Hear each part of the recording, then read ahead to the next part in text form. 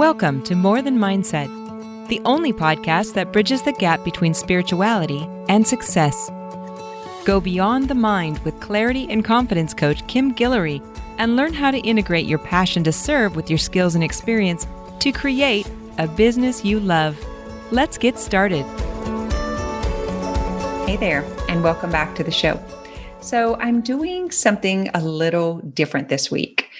I recorded a series of clients and coaches who were doing this integrative healing work, specifically integrative coaches trained in the punchline approach or private clients who have done this work with me.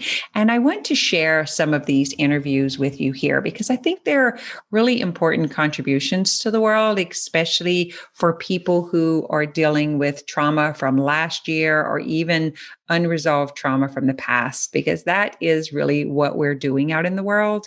Our experience with resolving this within our own bodies and really understanding the mind-body connection and integrating it with coaching is what we do.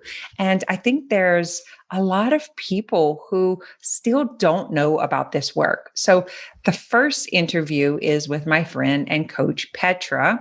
We met out in the bayou a few years ago, and she became a private client and then instantly saw the impact that this work had on her life. And she felt like it's something that she wanted to share with other people. It's some of the work that she wanted to do.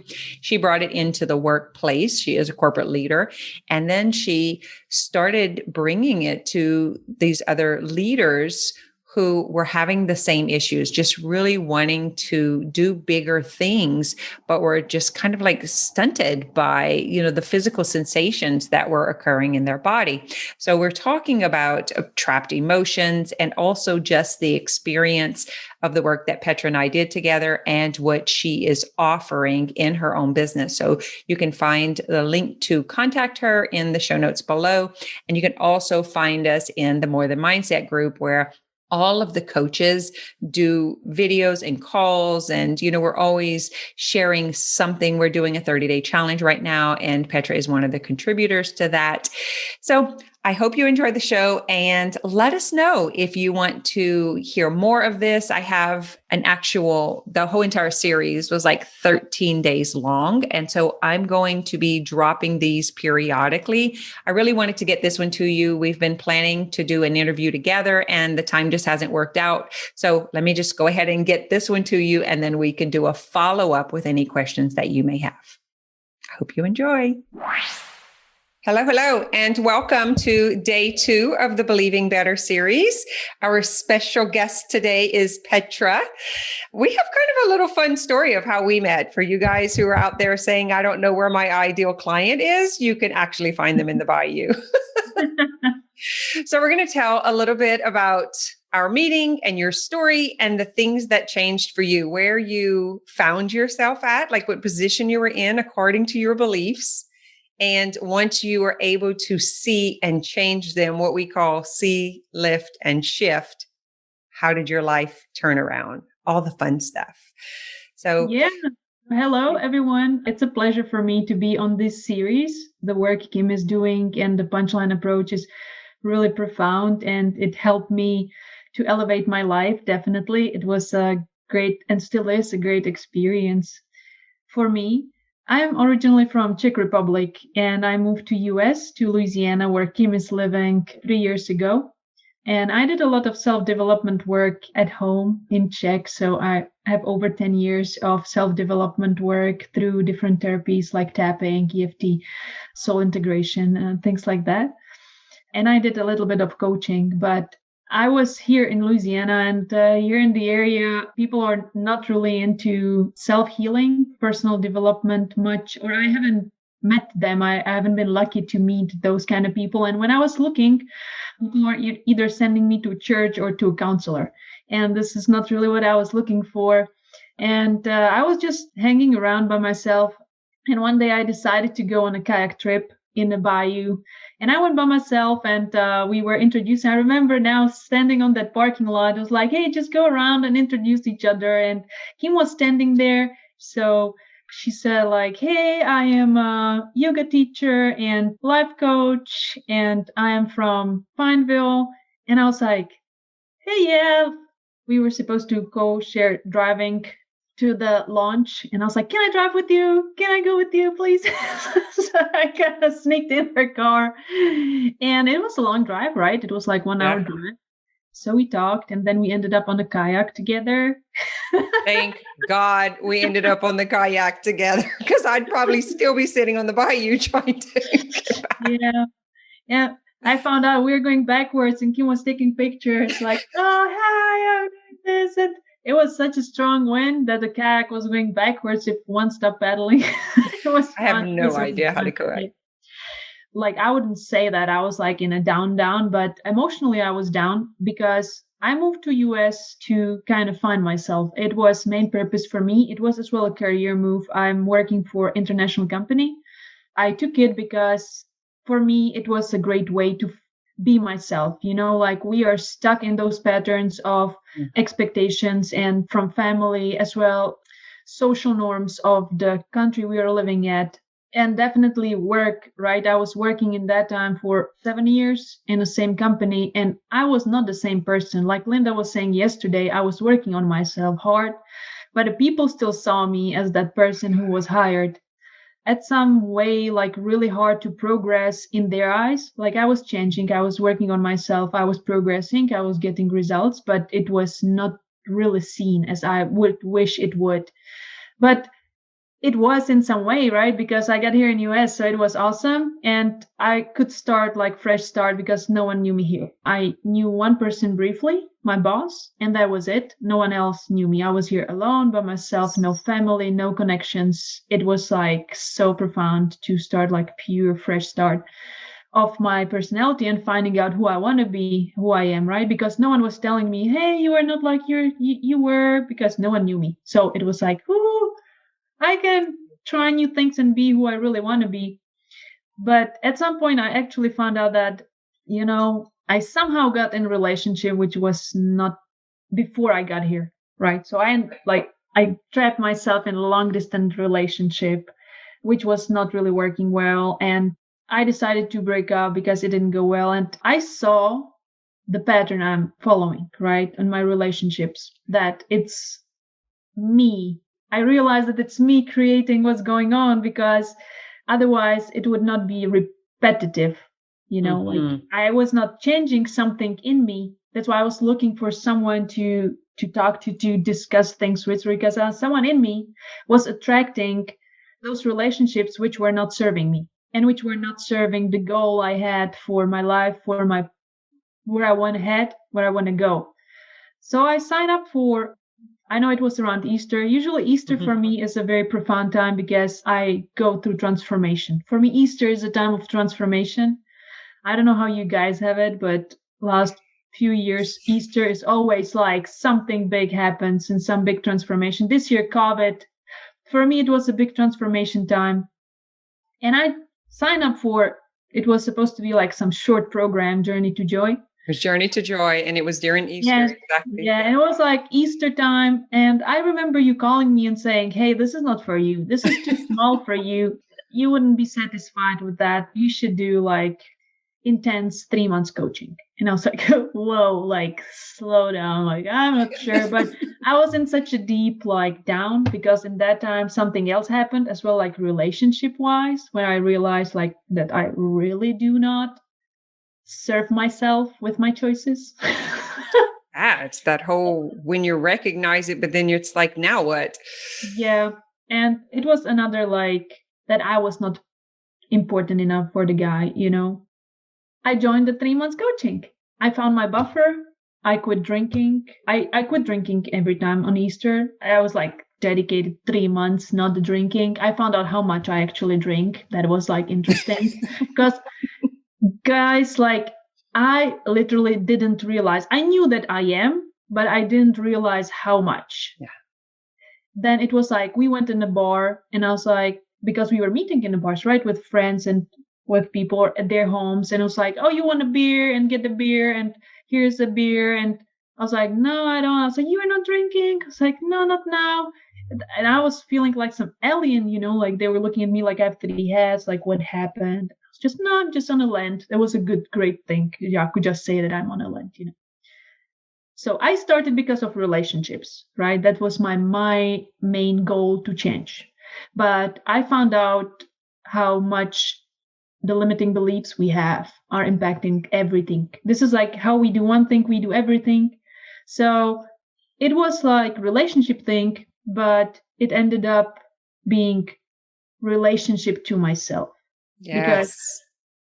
It's just the catalyst to bring it forward for us to see it, right? The thing that's creating the suffering in the moment. And I realized that we spend so much time building the relationship with others. Like I want to have a good relationship with my boss, with my coworkers, with my friends, with my family, with my partner. But we never stop and look what relationship we have with ourselves. Like, do I treat myself the same way I treat the people I love, the people I like? Am I doing for myself what I'm doing for others? And I found out that I'm not, even if I already did the work, right? This is even like more crazy. I was like years of work and I still had those mind patterns in me, the beliefs and the thoughts. And I remember you came to yoga after the Bayou trip. And then I remember us standing right here in the front of the shop and with the relationship thing and like everything started. That's where the unraveling started. And I was just looking at it and I was like, wow, I'm very like structured, logical person. I have a spiritual part, but I can as well be like very structured and logical. And it was like to see it black on white. I was like, wow. And I know that in that moment, discovered my limiting belief that I believed, past tense, that I cannot have successful career and successful family, happy family relationship life. Because in my mind, everyone who is successful in the career is in some way jeopardizing family, kids, partners, because they dedicate their life to the career. And I remember you wrote it on there and I was like, yep, I believe that. And you're like, it's not true. And I was like, wow. It's almost like you need to repeat it again right now for those who are listening, because it sounds so innocent. So, it sounds so rational. Yeah, but it's like one sentence. It's like one, but it's impacting so much because I found out that when I was successful at work, right, when I was like striving and everything was going fine and I was getting recognition, I was sabotaging my relationship. It's like, no, I cannot focus on that. Like, I have to focus on work, blah, blah, blah. And I was doing things to make the relationship worse. Like, I don't have time now. I cannot talk, always priority work. And then because I believe that I have to do that to succeed at work. And then I realized that my relationship is going like downhill, right? So I started focusing on relationship. And in that moment, I started sabotaging work. I don't like work. I hate going there. I don't like the people because in my mind, I was rationalizing I can have only one. I have to pick. And if one is going good, the second must be crappy. And it was true. It was true for you because you believed it. That's what's believed it. And then I saw it and I was like, where have you been all my life? Just the awareness, man. It's so good. And I do want to talk a moment, if you're okay going into it, but how, we talk about more than mindset because it is recognizing the thought, but there's also, because you had some experiences with physical pain in the body. Do you remember? And recognizing that unconscious is so strong that it's in our body, and I know you do this work also for leaders, it's like really recognizing that the sensations that come up in our body from those beliefs makes it so real. I do the work on 3 levels.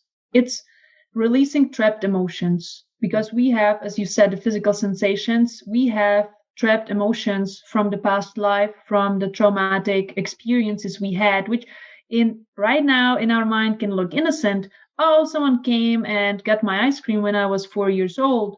But in that time, it was highly traumatic. And we have those traumas like trapped in ourselves. So that's like one very important thing to release that. Otherwise, it keeps triggering, it's coming back. And we have to fight it with our mind. We have to like overpower it with our mind and go and go. And then when we are in that, like for me, when I'm like tired or hungry, my mind doesn't have a power to overpower those subconscious emotional triggers. So that's one. The second is the punchline approach, which is so profound because once we make the gap, right, the trapped emotion leaves, we need to replace it with something. And we need to make sure that we are replacing it with something healthy. That's when the punchline approach come for me in a place that I'm just rewriting the mind models, which are there running the show, right? They're going and going, and to find it and like reprogram it is great. And then I work with visualization that we can actually subconsciously in a meditation. I know that you do a lot of meditations in the modern mindset. I think every morning, right? That we visualize and we program what we want to do, how we want to be, how we want to feel. Because I know that in one moment when we work together, it was like, well, just, you can just be happy. And I was like, I don't know how to be happy. Like, stop saying that. And change your thoughts, change the way you feel. And this stuff is running behind the scenes, spinning. And I was so mad. I was like, F you. Like, I don't know how to do that. I don't know how to do that. It's the feeling. It's the feeling. You got to get into the feeling sensation. Yeah. This is the. And you gave me that meditation to visualize the current one, then try to visualize the new one when we were heading. And it was such a life-changing experience for me because I was able to feel the feeling I wanted to feel. Let's stay here for a second because I like the way you put, and I want to come back on, I can kind of put on top of that. Because if we don't do the way you're explaining it, then we're trying to believe a thought that's not true to us. Yes. And this is the more than mindset. This is why it takes that PUN framework over and over and over. I love the way you're saying it is, I remember riding my bike and stopping, and I was listening to a Louise Hay audio. And I was like, no, we can't just change our thoughts. Positive affirmations don't work because I don't believe them. We've got to go get the root cause, which is the belief we can't see. And that's the beauty of working with someone else, even though we've done 10 years of work, right? Like, I'm loved, I'm loved, I'm loved, I love myself. And subconscious is saying, Dank, no, you are not being loved. Like, look how he's treating you, and like how she's treating you, how your boss is treating you, how you are treating you, and subconscious is like, you don't have that, like, like this bully voice inside. And then we are trying to overpower that inner voice, which is the inner program run for ages with our mind. And it's actually so energy draining. Yep. I know that I was like sleeping a lot. Like before I started doing this work, I had this like short, it was winter, dark, I was alone, things like that, going through like relationship change. And I know I was sleeping a lot. I got home and I went to sleep at 7 and woke up. Right. Because I was so energy drained. I was so drained. Like we talk about the physical manifestations, but do you remember like whenever you start coming out of this, it start like you're that rash? I am true believer in psychosomatics. Yes. It was like me not being able to keep my boundaries. Because in that relationship, I was not keeping my boundaries. Like, he was saying something which obviously wasn't true. It wasn't logically matching, but I wanted to believe it. I was accepting that. And then, not keeping the promises. I was accepting that. But inside, I was suffering and I was not keeping my boundaries. I was not standing up for myself. I was not true to myself. And it all manifested in like rush. And once I cleared that, like in the months doing the work, when I was like, no relationship, I just work on myself, clear the stuff before I go do something new, it disappeared and it didn't come back since. Because I know what is causing it. And whenever it's like coming back, I'm like, hey, you're somehow like getting back somewhere in the old patterns. What is that? Like, are you standing up for yourself? Are you keeping your, That's it. It's exactly what you just said. It's the stop and inquire. And then once you see it, release it, move on. It's that simple, but it is not simple when you're itching and you're hurting and you're like, it's not easy when you're in the middle of it. Yeah. And I couldn't cure it, right? I couldn't like, no medication could help me because it was like emotional suffering. And the question is, what's getting under your skin? Like what? And yet when we're in it, like, oh my God, it's kind of like the change your thought, right? It's like, oh, if I knew how I could. It's the settling down, dropping the resistance to have the ability to see and listen. Where is it coming from?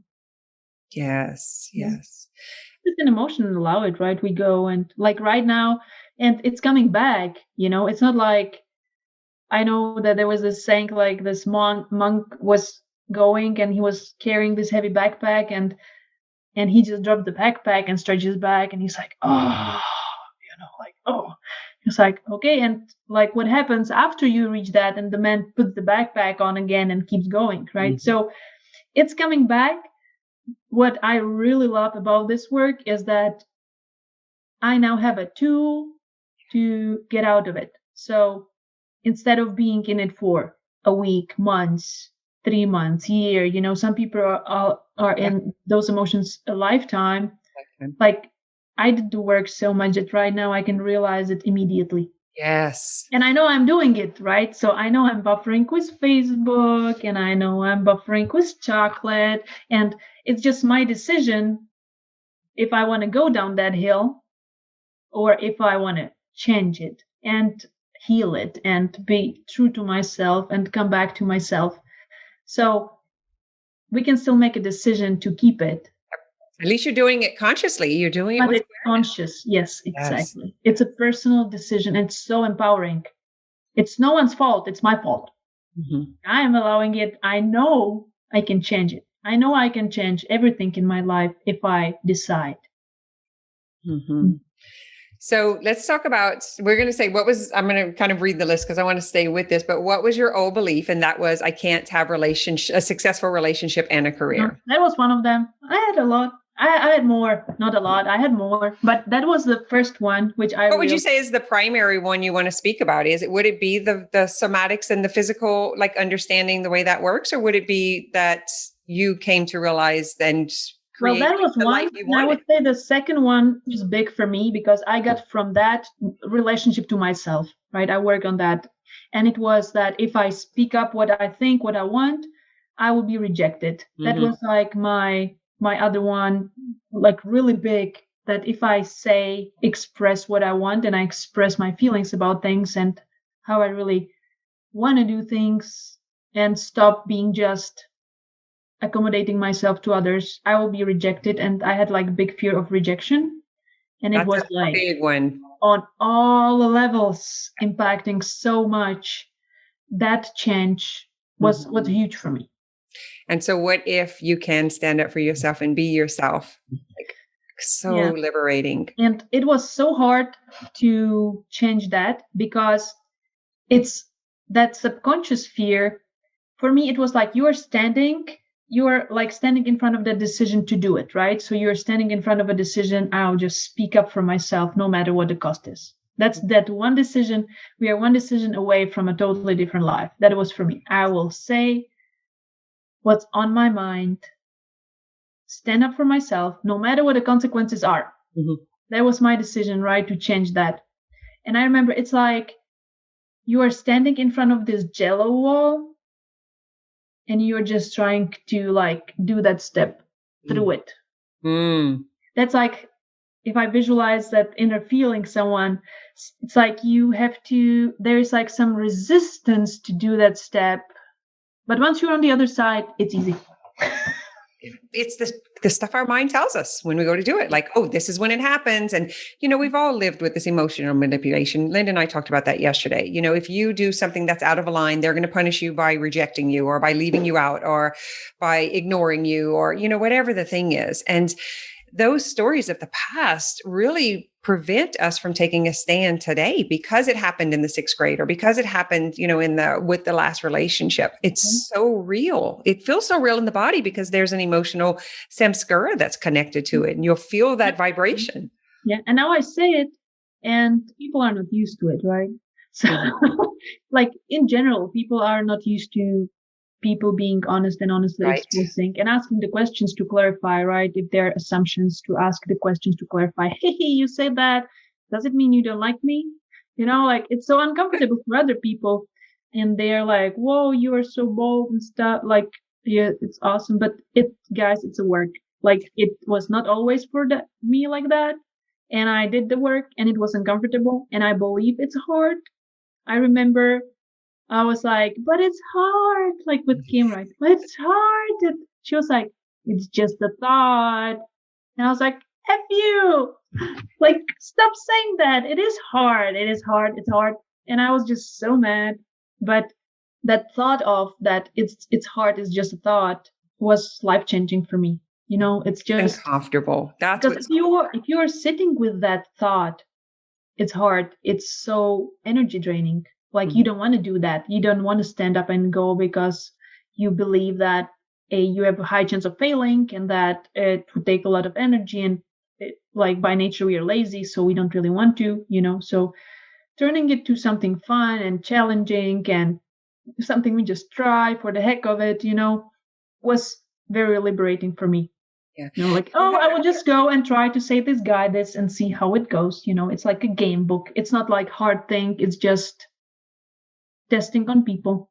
Yeah. And you started bringing this work into the workplace, right? In management and leadership. So we talk a little bit about let's talk about the part about when you first started bringing it in and you had to expose them to it because they were not familiar with this kind of, like we said earlier, like being in relationship, being honest, asking instead of assuming, and being forward. So how was that experience? Well, the thing is that I'm working in the technical field. There's a lot of like the people there are more like logical thinking, rational, like more the tech mind. This like mindset, emotional work, it's a little bit more woo-woo thing, What I like about this work is that it's, as I said, it's structured. I had a lot of people, so it didn't work for me to bring it like on a global level, like for like groups of people, but I worked with individuals who were willing to do that because I saw how this work is helping to build up our lives. So I was offering it. I was like, hey, like I see you're limiting yourself here. And I as well work with some people who are having like psychosomatic issues related to high stress because we are working in high stress environment and migraines, neck pains, like blocked neck, shoulder pain, stomach ache. And the people are going to doctors and getting the pills and ultrasounds and MRIs and all that. And it's all coming from the mindset, stress, like psychosomatic. And I see it because I work with people and I have a result. Like we were able to get out of migraine through one session because it was coming from some trauma in a childhood. It was just that trapped emotion, which was triggered through work and personal stuff and relationship, which was like recreating that. Right. So they want. I agree. I think it's here. It's not going anywhere. We're just going to see more and more of it. And I feel like what we can do, even with having this series, is it's really exposing, expose more people to see the possibilities, the potentials, to see the success stories from someone who didn't believe either at one point, because we could not see we couldn't see it was beliefs. We could not see that we were creating it. And that's really what I want to ask the question is, what was the transition phase when you were going from the old to the new? In other words, the in-between, it was because you did the 10 years of transformational work. You knew you were, and then there was this moment of like, and recognizing. And that's when all the physical stuff started coming up. And we did a lot of work. We did a lot of night calls and, it's like really processing through the physical sensations in the back, in the body. And I want to talk about that because I think when somebody starts on this transformation journey and they're really doing the deeper work, a lot of the psychosomatic stuff does come up. And it's kind of like, we don't want you to go and make it happen. But when it happens, just know that it's just the mind body disconnection. It's part of being a human. It's the human condition.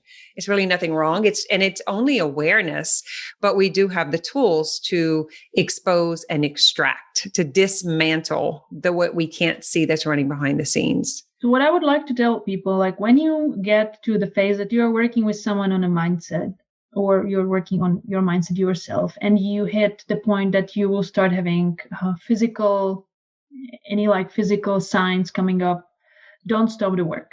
Find someone who can help you release the trapped emotions which are causing this physical manifestation, because it's actually awesome. Like whenever it happens to me, I'm like, yay, awesome. Like I see like another thing which was trapped in me because it's there.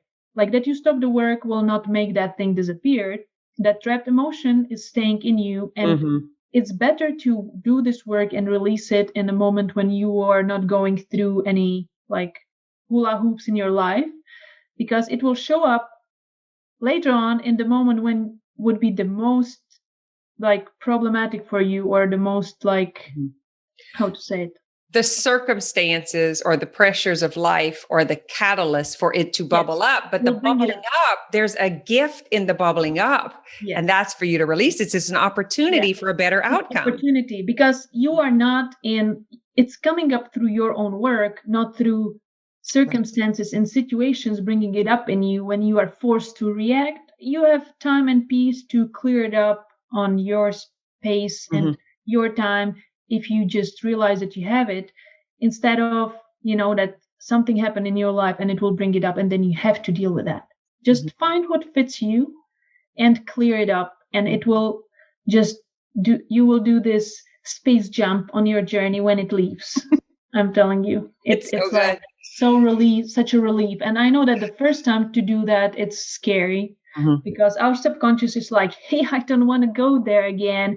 And I don't, like just leave it there and, keep the rug on it and just don't.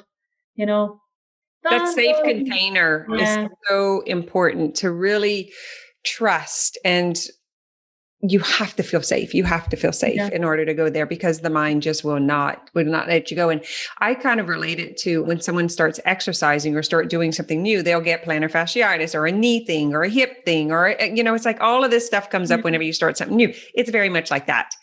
And then we instantly think it's something we did, or it's something in the physical body. And we don't recognize that it was actually the thoughts about moving forward, or the fear about being the new identity or the new person, because it's like the subconscious is always thinking about how are they going to reject me if I'm different, or if I, that kind of stuff.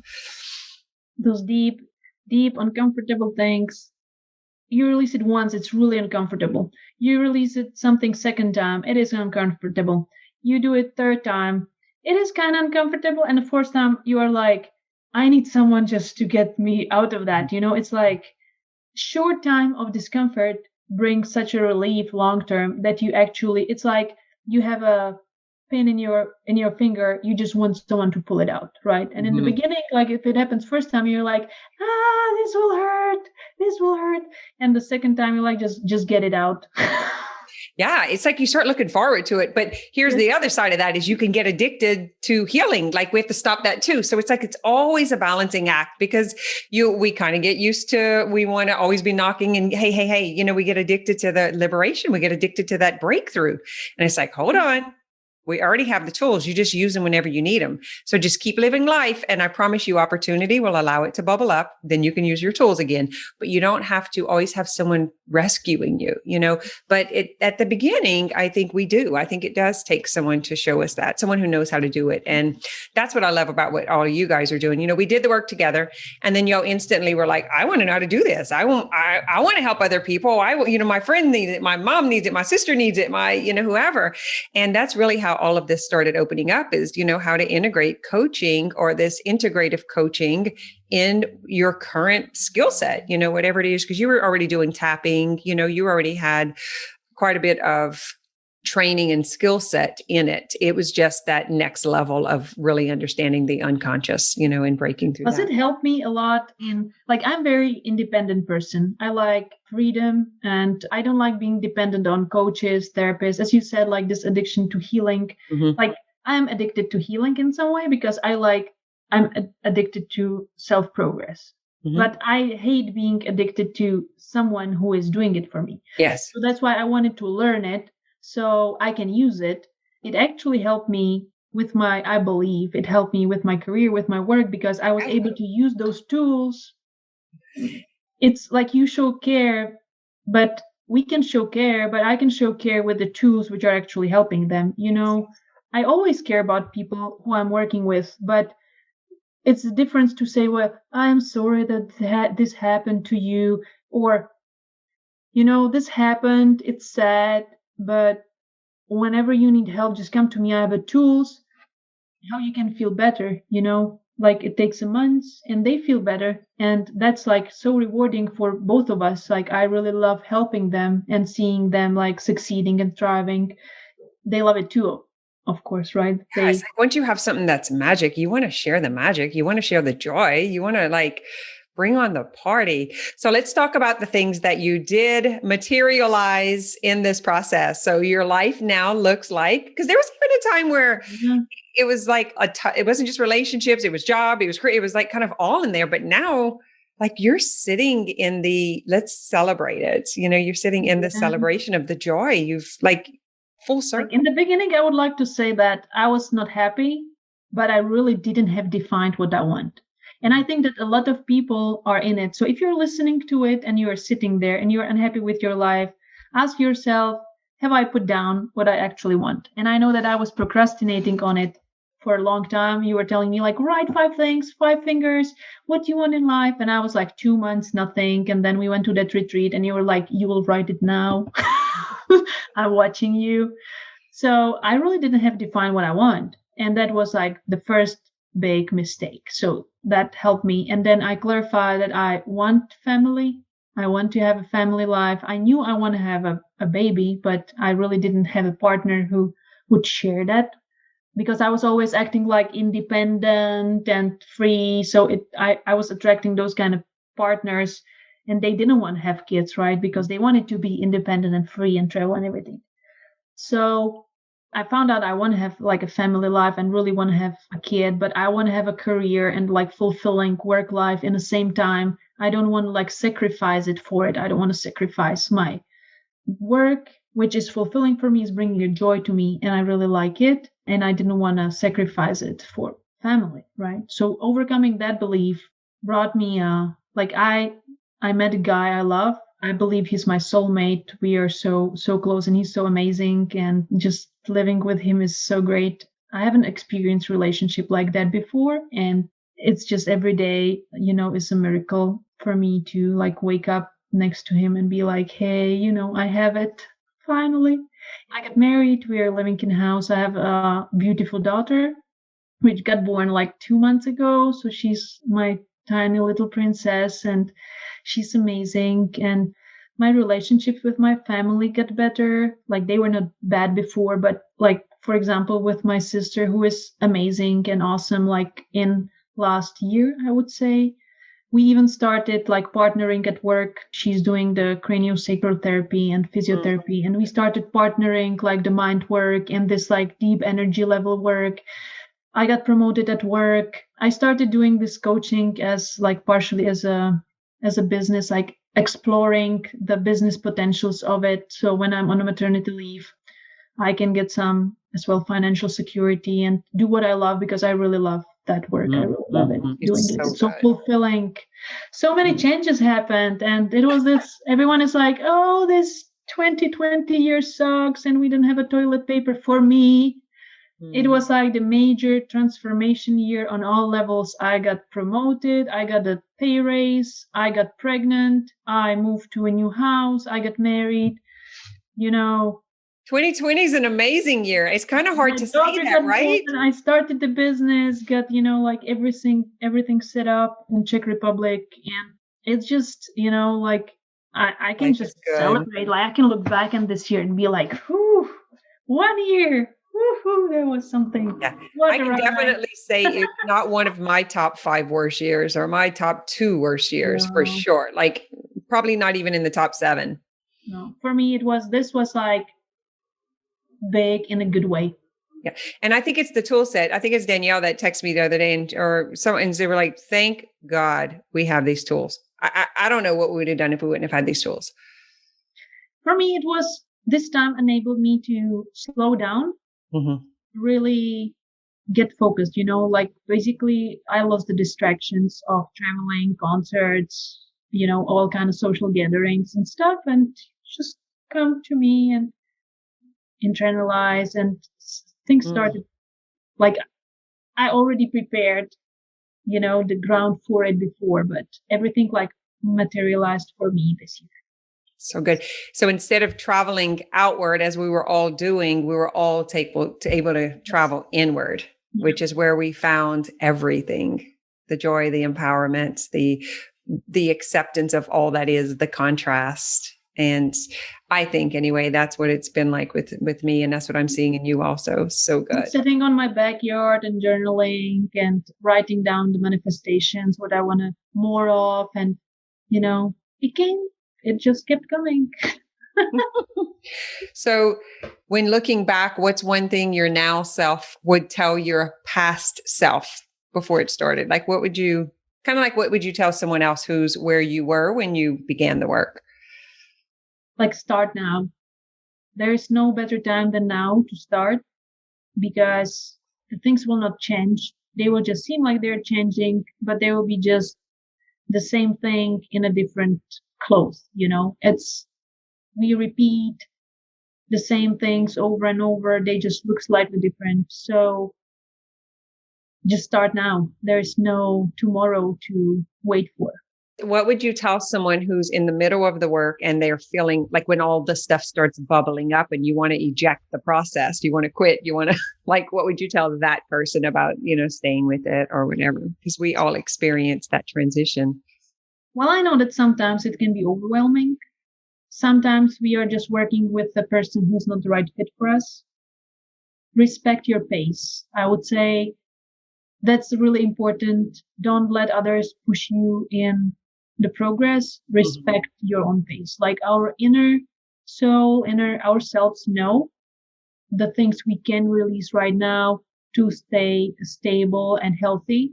And you know it. You know when is the right time. So it's not about stopping, keep going in your own pace. So it's even just slowing down whenever you're feeling it's a bit too much. Yeah, just slow down, take time to process. We need to be switching from those phases of do and be. So we do something and then we just have to be with it, to integrate it, do the step, and then just, enjoy the view. I would say you get accommodated to the altitude you got to, before you take the next steps, because then it can be overwhelming and not sustainable. So we don't have to do all the time. We have to do and then just be, and then do and then just be. So, plant the tree and then enjoy the fruit, and then plant the tree and then enjoy the fruit. That's, I think, how it is. That's a great point. Because I remember I was like a couple of years ago, I felt an urgency for that. Like I was kind of like wanting them to get it faster than they could receive it, and it's like it kind of petrified the body, the system, and I really had to learn that it was creating the safe space for the nervous system to release and let go. We really have to honor our body, the physical sensations that are activated through the work, and, really being there and not looking at where someone else is. That was really big too. So if you are working with someone who is pushing you, just keep your own pace and tell them, hey, I had enough, for now. I have to process. It's totally fine. Because I know we are result based and we just want the results, and a lot of coaches out there or therapists are as well working on their self-doubt, can I guarantee the results, can I bring the results to everyone, we are all human, having our own shadows and limitations. So just respect yourself. You know what is the best for you, but keep going with your own pace. Petra, thank you for joining us. Is there anything I didn't ask you that you want to share? Well, thank you for inviting me. I really appreciated that I could share this. If I can do it, you can do it. That's what I would tell everyone. We're like, no one is a superhuman. So yeah, if I can do it, you can do it, and just embrace yourself and do the first step. And I think the most beautiful thing is the ripple effect.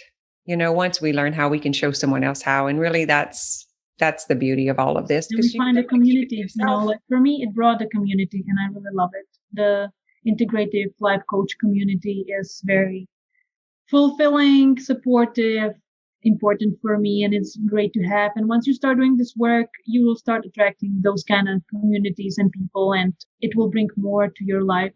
If you have any questions and you would like to ask me, you will find me on Facebook or LinkedIn, or you can contact me through my webpage, and I think it will be posted under the video. So in case there will be any more questions, just let me know. I'm available.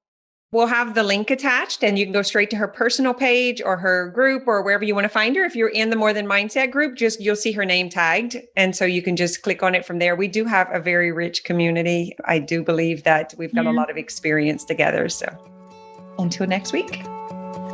Thanks for listening to this episode of More Than Mindset.